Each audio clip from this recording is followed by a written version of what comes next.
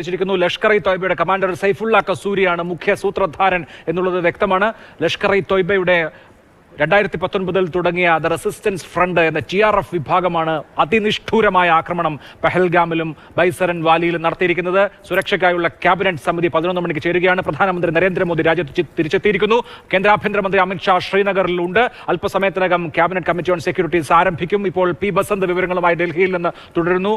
ബസന്ത്, അഭൂതപൂർവമായ ഒരു സാഹചര്യമാണ്. 2019 ശേഷം രാജ്യം കണ്ട ഏറ്റവും വലിയ ഭീകരാക്രമണമാണ്. അതിൽ സിവിലിയൻസ് ആണ് മരിച്ചിരിക്കുന്നതും. ഈ സ്ഥിതിവിശേഷത്തെ എങ്ങനെ നേരിടാനാണ് രാജ്യം ആലോചിക്കുന്നത്? എന്താണ് പ്രതിരോധ മന്ത്രാലയ വൃത്തങ്ങൾ നൽകുന്ന സൂചന? അഭിലാഷ്, ഇതിന് മുമ്പ് ഈ സിവിലിയൻസിനെ കൊന്നത് ഇതുപോലെ ഒരു അമേരിക്കയിലെ ഒരു ഉന്നത നേതാവ് ഇന്ത്യ സന്ദർശിക്കുന്ന ഒരു ഘട്ടത്തിലാണ്. അന്ന് ബിൽ ക്ലിന്റൺ 2000 ഇന്ത്യയിൽ വന്ന സമയത്താണ് ചിത്തിസിംഗ്പുരയിൽ 35 സിഖുകാരെ പാക് ഭീകരർ കൊല്ലുന്നത്. സമാനമായ സാഹചര്യമാണ് ഇന്നലെയും ഉണ്ടായത്. അമേരിക്കയുടെ vice president JD Vance India സന്ദർശിക്കുന്ന ഒരു ഘട്ടത്തിലാണ് പാകിസ്ഥാൻ പഹൽഗാമിൽ വലിയ തോതിലുള്ള ആക്രമണം അഴിച്ചുവിടുന്നത്, അതും സിവിലിയൻസിന് നേരെ. അന്നത്തെ ആ ഒരു സംഭവം ഇന്നും നമ്മുടെ ഓർമ്മകളിലുള്ളതാണ്. സമാനമായ സാഹചര്യമാണ് ഇന്നലെയും ഉണ്ടായത്.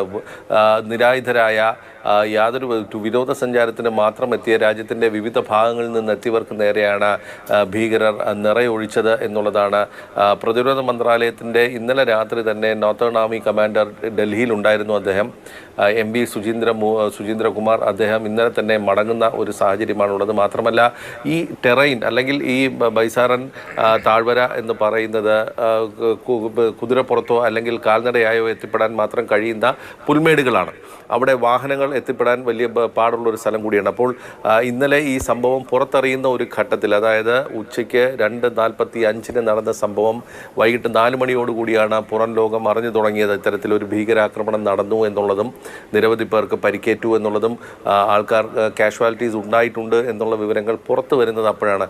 അപ്പോൾ തന്നെ ഇത് ഒരു തലയ്ക്ക് വെടിയേറ്റ ഒരാളുടെ ഭാര്യ കാശ്മീർ പോലീസിൻ്റെ PCR വിളിച്ചു പറയുമ്പോൾ മാത്രമാണ് ഇത്തരത്തിലൊരു സംഭവം നടന്നത് എന്നുള്ള വിവരം സുരക്ഷാ സേന പോലും അറിയുന്നത്. അപ്പോൾ അവിടെ ഈ ബാക്കി എല്ലാം നമ്മൾ പറയുന്നു, ഭീകരാക്രമണമാണ്, ഇന്ത്യക്ക് നേരെയുള്ള കടന്നുകയറ്റമാണ്, നിരായുധരായ ടൂറിസ്റ്റുകൾക്ക് നേരെ നടന്ന ആക്രമണം എന്നൊക്കെ പറയുമ്പോഴും ഇത്തരത്തിലൊരു വിനോദസഞ്ചാര മേഖലയിൽ, അതും വനമേഖലയോട് ചേർന്ന് നിൽക്കുന്ന നുഴഞ്ഞുകയറ്റത്തിന് സാധ്യതയുള്ള ഒരു സ്ഥലത്ത് ഒരു സുരക്ഷാ വീഴ്ച ഉണ്ടായിട്ടുണ്ടോ എന്നുള്ളൊരു വിഷയം കൂടി പരിശോധിക്കപ്പെടേണ്ടതുണ്ട്.